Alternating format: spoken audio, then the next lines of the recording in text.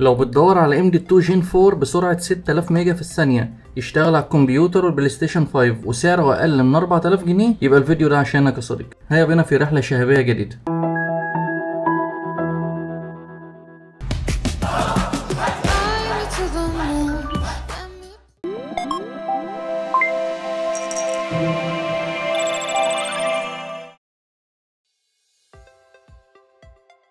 الام دي 2 اللي معانا موديل اي داتا ليجند 900 برو جين 4 اكس 4 شغال ام في ام اي 1.4. الام دي 2 بيجي بالحجم الاشهر فورم فاكتور 2280. حسب مواصفات الشركة السرعة بتوصل 6500 ميجا في الكتابة و7400 ميجا في القراية. بيجي مع الام دي 2 في العلبة هيت سينك بسيط وصغير كده مصنوع من الألمنيوم، عليه سيرمال باد من الظهر بيأدي الغرض وأداؤه محترم جدا.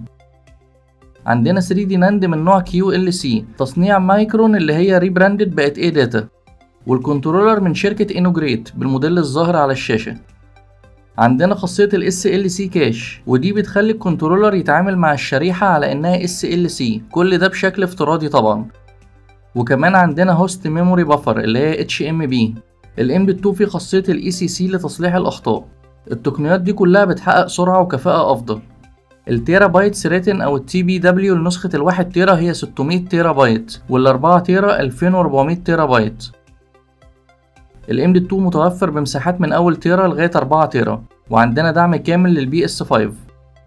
معانا سوفت وير اس اس دي تول بوكس نقدر من خلاله نشوف تفاصيل الام دي 2 زي الحرارة والسرعة والحالة العامة وغيرها من معلومات.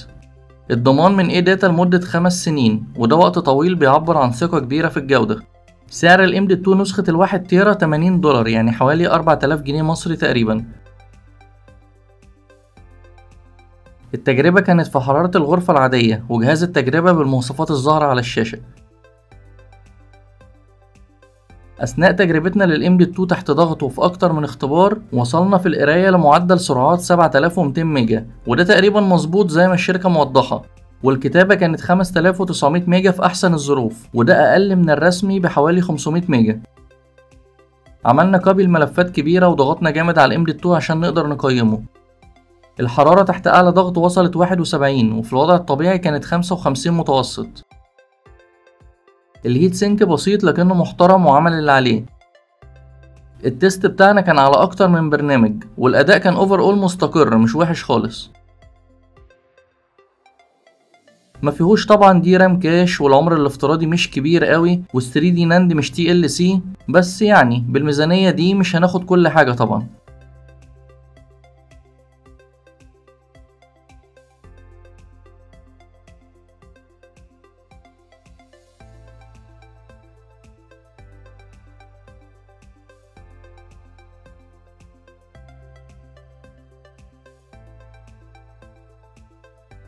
ليجند 900 برو من اي داتا ببساطة معمول عشان يقدم لك سعر رخيص للام دي 2 من نوع الجين 4. سرعته بتوصل 7200 ميجا في الثانية، وبيدعم تقنيات مميزة زي ال SLC وال HMB. كمان بيشتغل على البلاي ستيشن 5، فهو بيقدم حل اقتصادي كويس جدا. لسه مجربين ام دي 2 من اي داتا برضه موديل ليجند 860، هو اقل بحوالي 1 جيجا في السرعة، والكنترولر بتاعه من شركة مختلفة والسعر ارخص من ده ب$10. غير كده الاتنين انا شايفهم شبه واحد في كل حاجة حتى العيوب، بس يعني ما علينا، اهو تنوع موديلات عشان الكل يختار المناسب ليه.